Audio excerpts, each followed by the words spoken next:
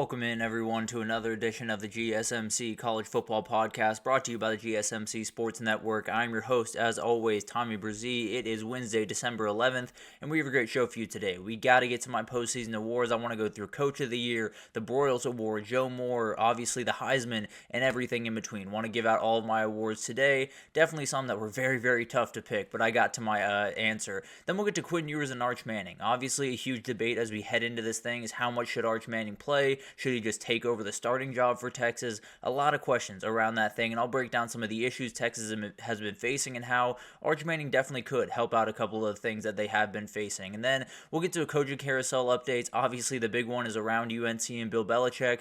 Very interesting headlines coming out yesterday, and we'll break it down. Then we'll get to a huge month ahead. We have a couple of teams that I'm watching very closely in the month of December in the portal, also on the field to just show that they're ready for a big-time 2025. And then we'll get to quarterback rankings for the CFP. All of these quarterbacks are very, very solid. It was very hard to rank these guys, but I feel pretty good about the 12 that I have right now. But before we jump in, we'll get to that here in a second. Before we do jump in, I want to remind you all we get tons of questions and comments throughout the show, and the best way for you all to get your question on the screen, we can have fun back and forth here, is to use that super chat. At the bottom of the chat on the Sports Network page, you can click that $, add any question, comment you like. It'll pop up on the screen, and we can have a fun back and forth here. Definitely want this to be as interactive as possible, so utilize that, and I can answer whatever question you have on your mind. But let's go ahead and jump into this thing, because it is officially the end of the year. We're about to get into the playoff. We're about to get into bowl games. We're about to have Army-Navy here in 2 seconds, but we have to get to official postseason awards because I have a lot of them to get to. We'll roll through these relatively quickly here, but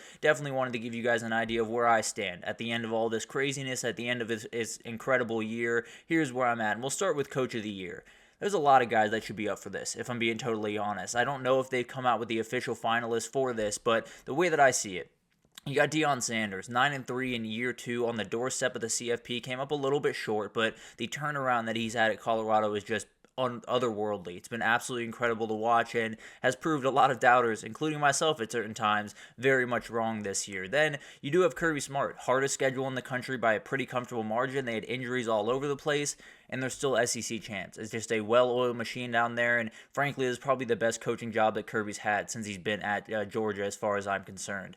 Kurt Cignetti, insane flip at a program that has not been here, and I don't think anyone was expecting them to be here this time around. They went from 3-9 to 11-1. They're playing incredibly good football, and they're on their way to the playoff for the very first time in program history. Remarkable job by him. Was one of the best stories of the entire year.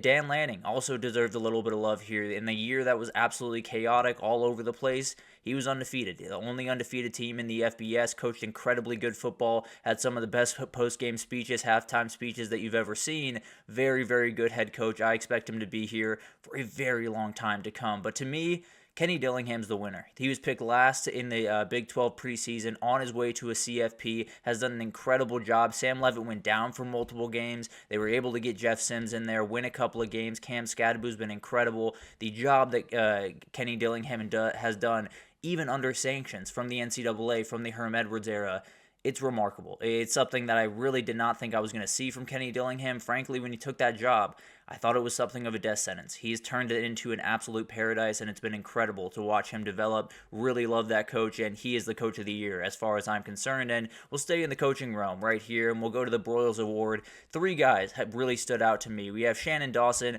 led the #1 scoring offense in the country, #2 in total yards over there at Miami. Obviously, Cam Ward likely on his way to NYC here in a second. Then you do have Jim Knowles, #1 total defense, 13 touchdowns allowed by that defense in the entire year. Remarkable group, a ton of talent on that team, and he utilized it incredibly well. To me, it's Pete Kwiatkowski. It was really remarkable. The #2 scoring defense, #1 in yards allowed per game for that Texas defense, and the turnaround on that back end was insane. They replaced guys like Devondre Sweat and Byron Murphy up front, and that back end was a huge issue last year. It was one of the weakest parts of their team. It was the reason that they lost that game to Washington. Now they're one of the best, if not the best back end in the entire country. Remarkable job by him, and as far as I'm concerned, no assistant has done quite as good a job as Pete Kwiatkowski has this year with that Texas defense. And now we'll go to the big boys up front. The Joe Moore finalists, I have the same finalists that the Joe Moore committee does, and I feel pretty good about that because those are some very, very smart people that handle that situation.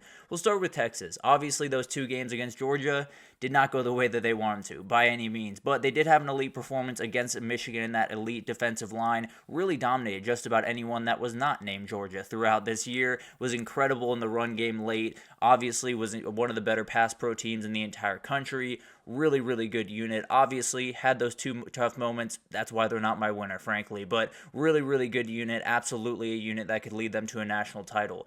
Army, only 6 sacks allowed, number 1 run game in the country, obviously going to be a good group when you need that triple option to get rolling. That's the group that you're going to want to lean into. An absolutely remarkable unit that has done an incredible job this year. Oregon's the winner to me, though. When I look at this O-line, they've been the most reliable all year. They had a couple of injuries early on, had a couple of injuries late with Matthew Bedford still not in this lineup, but they're playing really good football. They've been an absolute force. They've been able to run the football. The protection for Dylan Gabriel has been absolutely elite all year. Only 13 sacks allowed, 4 given up in the last 6 games, 5 yards per carry for this rush offense. I would give it to Oregon with Army just right behind them. I think that's a team that deserves a lot of respect for what they've done on the offensive line, but for me, Oregon wins this one. I do think they had a best offensive line this year. I think they should be the Joe Moore Award winners. And then we'll move over to the defensive side of the ball. We'll talk about the best defender in the country. And we got 4 dudes right here. This is an absolute unit of players right here. And it's Kyle Kennard, an absolute beast in the inside. 11.5 sacks, 5 forced fumbles, 1 INT. He was all over the place this year. You do have Jahdae Barron, one of the best DBs in the entire country, had 9 pass breakups, had 5 INTs on the year, was playing kind of that rover position where wherever Texas needed them, he was going to be there. He was going to be making plays. Abdul Carter, 60 total tackles, 10 sacks, 2 forced fumbles. This guy's an absolute monster. He's someone that could totally explode the playoff and totally take over against a team like Georgia in a possible semifinal and get this team to a possible national title. And then Mason Graham is one of the best defensive tackles I have seen in my lifetime. He is absolute beast. He is all over the place in the inside. He holds down his space, and he just declared for the NFL draft. He is going to be a top 5 pick. I can almost promise you that. But for me, Kyle Kennard takes the cake. He was the game wrecker of the season as far as I'm concerned. I do think Abdul Carter was very, very close for me when I was thinking these through. But the game-wrecking nature of what Kyle Kennard brought, the 5 forced fumbles, the 1 INT, the 11.5 sacks, I just can't overlook it. I would lean Kyle Kennard here. Abdul Carter would be right behind him. It was so close, and definitely one that was tough to make the decision on, but I just think those 5 forced fumbles, those 11.5 sacks give Kyle Kennard just the edge that I would give them over Abdul Carter. Going to the back end of the defense, we have the Jim Thorpe Award, one of the most special awards that has been very prestigious for a very, very long time in college football, and we got some dudes in this one. Caleb Downs came into Ohio State as a very highly rated guy. He has lived up to that hype. 61 tackles, 3 pass breakups, 1 INT. Obviously not necessarily the biggest coverage guy in the world. Can do it, no doubt about that, but isn't necessarily the biggest coverage guy. He is going to fly downhill. He is going to be as good as any DB in the country when it comes to run support. He is absolutely elite in every way, and he's coming back next year, so we'll find out what he can do in his junior season, but definitely a very talented guy. He's just on the outside of the winner as far as I'm concerned. Travis Hunter, the fact that he wasn't a finalist for the Thorpe Award in real life is outright insane, so I'm going to make him a finalist here. He had 1 forced fumble, 4 INTs, 11 pass breakups, 31 tackles. The dude was all over the place, and he was special on both sides of the ball this year. He definitely deserves some recognition as one of the best DBs in the country. And then Noel Williams has been absolutely incredible this year for Cal. Obviously, didn't have the team success that some of these other guys have had, but 50 tackles, 8 pass breakups, 7 INTs on the year. The dude is absolutely remarkable. He was all over the place in that back end and was a huge reason that Cal was able to stay in some of the games that they probably had no business staying in. Remarkable player and definitely made a ton of plays for Cal this year, but Jahdae Barron's the winner. He was absolutely dominant on the outside as a corner and played just about every single position you could possibly need him to play, was elite in run support, was all over the place, and one of the best instinctual players I've seen in the entire country. Really good player. He is my Jim Thorpe Award winner. Probably the biggest gap as far as I'm concerned in these awards is this one with Jahdae Barron winning the Jim Thorpe. Davey O'Brien Award going to the best quarterback in the country, and there are a lot of really good quarterbacks here, guys. I mean, you talk about Shedeur Sanders has done an incredible job. Frankly, you can make the argument he should be in NYC right about now. 39 total touchdowns, only 8 picks, almost 4,000 yards passing. The dude's remarkable. It's incredible to watch him play. He will be the number one quarterback off the board in the NFL draft, and got to imagine he's going to find his way to Las Vegas one way or the other.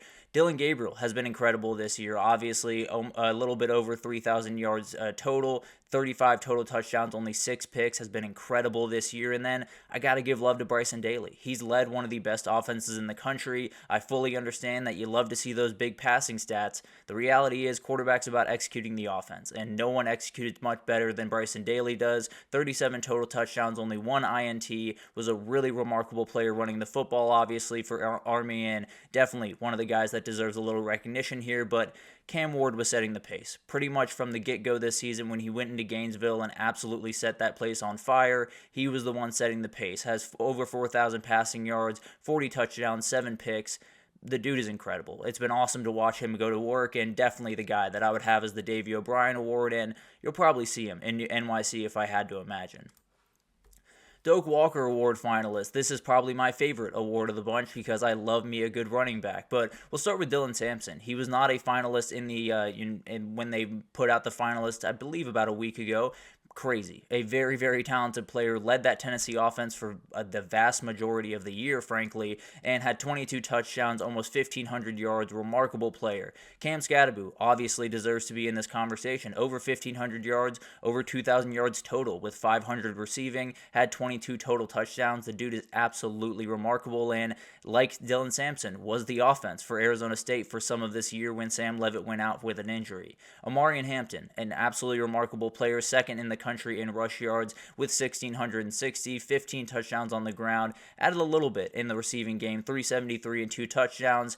But the answer is Ashton Jeanty. I don't think we have to waste too much time here. That's the best running back in the country. That is one of the best players in the country, and he ran away with this award, no doubt about that. The Biletnikoff, the one that a lot of people are questioning, a lot of people have bounced around a lot in, and frankly, for this one, it was easy to me. I'll be totally honest, but we'll start with everyone else. We'll start with Xavier Restrepo. He was huge. He's been an incredible player to watch, one of the best pure route runners in the entire country. Him and Cam Ward's connection has been incredible to watch develop this year. Had over 1,100 yards, 11 touchdowns, really talented player, and definitely one of those guys that you will see in the NFL for quite some time to come. Speaking of the NFL, T-Mac is likely going to be the number one wide receiver off the board. If you include Travis Hunter as kind of a hybrid athlete, I suppose. He will be the first pure wide receiver off the board, and he was remarkable this year. Over 1,100 yards, 8 touchdowns on the year, was the offense for Arizona when they had one. It was pretty much number 4 making plays or just about nothing else. And then Travis Hunter obviously should be on this list, 15 total touchdowns, over 1,100 yards, but the reality is, if you have a Triple Crown winner, you are giving it to the Triple Crown winner, and that is Nick Nash. 104 catches, 1,300 or almost 1,400 yards, 16 touchdowns on the year. He was an absolute beast at San Jose State, and that's the best wide receiver in the country. Period. End of story. I'll leave it at that. I feel very confident in this pick. It is Nick Nash as the Biletnikoff winner for me. And then the big one, the Heisman. The finalists to me are Ashton Jeanty, Cam Ward, Cam Skattebo, and Travis Hunter. Those are the 4 guys that I think have stood out the most. Frankly, if I had it my way, I'd probably just send the first 2. I'd probably just send Travis Hunter and Ashton Jeanty, have us celebrate them the entire day, and that be that. But I do love these other 2 guys. Cam Ward's had an incredible year, led the best offense in the country, has been one of the biggest stories. Cam Skattebo has been the offense for Arizona State for much of the year, has been one of the most impactful players in the country, and that's why they're in the playoff right about now. And then, obviously, Ashton Jeanty, the season has been historic. There's no other way to put it. He has a chance to break Barry Sanders' record in the playoff if he can get over, I believe, 130 or so yards when he does play whoever he does play in the second round.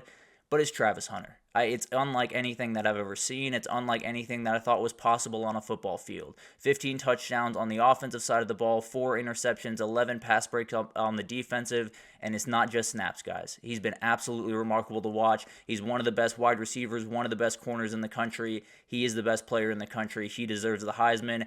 any other year, I would be picking Ashton Jeanty. When you have a guy like Travis Hunter, I just got to lean in that direction. So those are my picks. It was very, very tough to put all this stuff together, especially for some of those, like the Doak Walker Award. Finding the finalists is not an easy thing to do. I know who the winner was going to be, but finding the finalists was very, very tough. The Heisman, I went back and forth a ton. I'll be totally honest with you, but landed on Travis Hunter. Feel pretty good about that. But let's take our first break here, and when we come back, we got to talk about Quinn Ewers and Arch Manning. One of the biggest storylines as we head into this thing is how much is Arch Manning going to play for Texas, and we'll break it down, some of the issues they've had and what he can bring to the table right after this, so stick with us.